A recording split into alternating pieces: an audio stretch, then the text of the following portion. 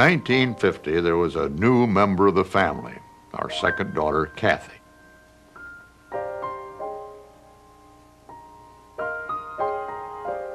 We moved to Washington, and I was doing some reporting for a string of Midwest radio stations.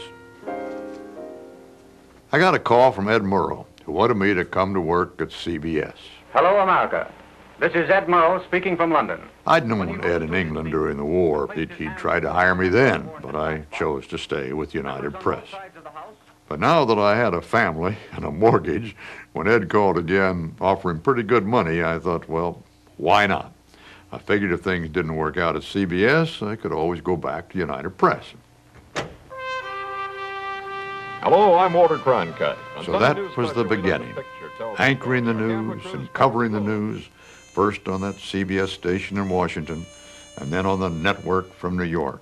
President Eisenhower this morning is back at his vacation White House. I remember his first Sunday evening news. And left almost immediately for a round of golf. He went through it just like that, and messed up his name when he came to the end. He said, "This is Walter Cronkite."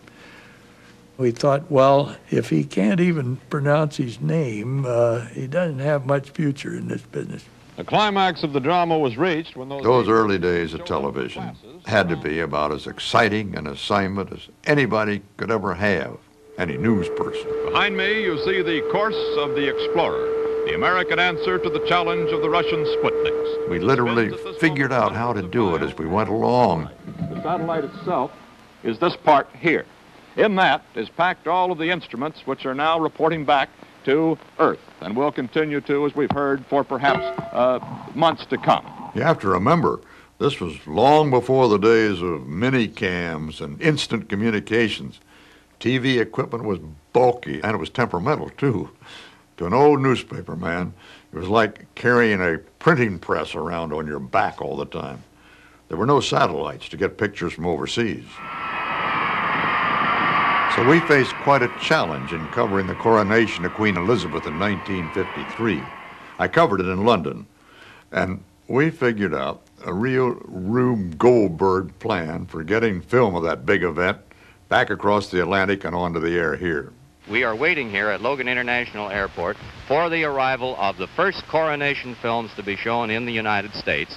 They are coming in from Goose Bay, Labrador, directly to this point. Well, we've been watching the skies to the north up here. We haven't seen anything yet.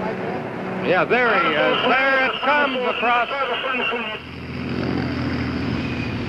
Well, there she is. He cut the engine, and that's it. And there goes Tommy Thompson up there to get those films. They built a mini TV studio at the Boston airport to transmit the films that we'd taken in London. And here they go. This is the foot race. I don't know. You got the first one there, Tommy, or do you know? Walter Cronkite reporting from London. Queen Elizabeth II leaves Buckingham Palace through wildly cheering crowds to Westminster Abbey. She's to be crowned Britain's 6th reigning queen. We took cameras where they'd never been before, into the White House, for instance. And this is the diplomatic reception room. Diplomatic reception room used to be a boiler room. This room, Mr. President, is the old kitchen. President Truman was our guide and our piano player. And at one time, we rigged up a live transmission from way out in the middle of nowhere. This is Walter Cronkite, and this is Newsman's Knob on the Yucca Flats. The atomic test site in Nevada. An atomic device of some 15,000 tons dynamite equivalent will be exploded at 5:20 our time. That's 2 minutes and 20 seconds from now. 5, 4, 3, 2, 1, 0. Please stay in your positions until after the shockwave has passed.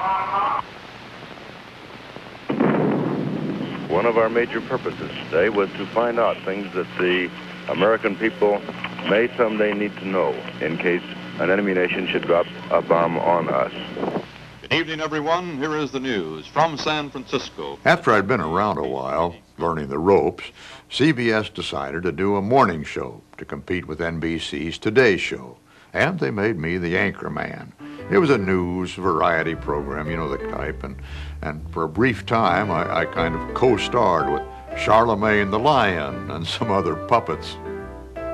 I traveled around on a big promotional tour for the show, doing a few things I suppose dignified news people might scoff at. But I also was learning a lot about how broadcasting works. Winston tastes good like a cigarette should. I actually did commercials on that morning show for the first time, and the last time as it turned out. Winston tastes good like a cigarette should. But as I got to the motto line, I said, and Winston tastes good as a cigarette should. Well, my gracious, the bells lighted up in the control room, and I was summoned over to see the sponsor and the ad agency, a huge meeting. Why did you foul up the motto line? Why did you do that? What were you thinking of? I said, I was thinking of grammar. So you ought to read, Winston tastes good as a cigarette should. When we think of a motto, we like the motto like it is, and you're to do it like that. Which created quite a crisis and ended up with my not doing commercials on television. We have just had, I've been advised, some film in from the Defense Department. Sometimes when things went wrong, they really went wrong. And here it is. This is the Explorer as it is being moved to the gantry. Unfortunately, however, the film seems to be upside down. But you learn to roll with it and somehow get back on your feet. 1 hour ago, the Explorer was, there's our film now of the preparations right side up. Fortunately, the Explorer went up right side up, and we're going to see it that way.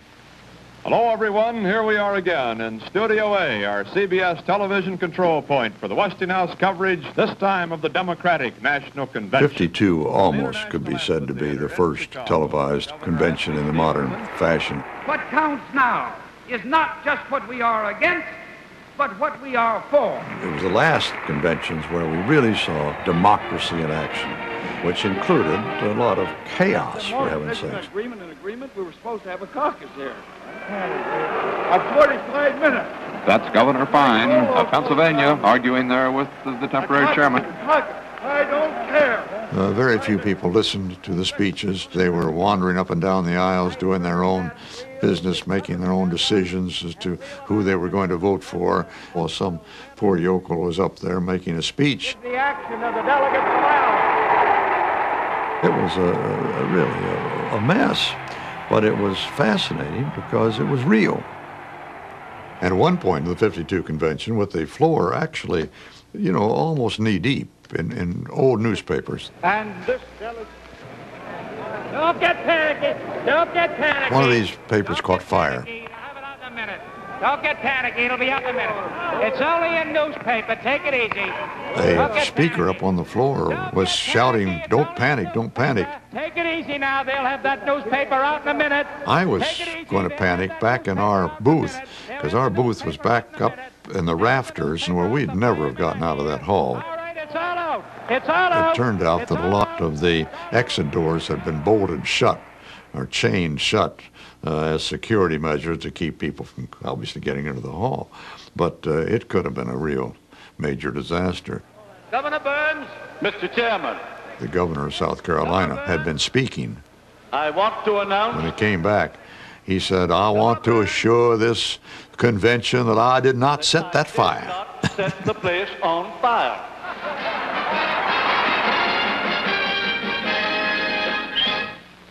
I'm Walter Cronkite. By 1956, the parties were cleaning up that appearance in the hall. To present to this convention as a candidate for President of the United States. So the story changed as far as the civics lesson goes. Adlai E. Stevenson. We now have these shows that are put on by the political parties, and you don't really see much of what the real philosophical story is. The assassination of Julius Caesar. You are there. Walter Cronkite reporting, March 15th, the 710th year after the founding of the city of Rome. And in those early days, we experimented with a lot of programs that weren't strictly news. Let's go to Capitoline Hill and Harry Marble. The most famous was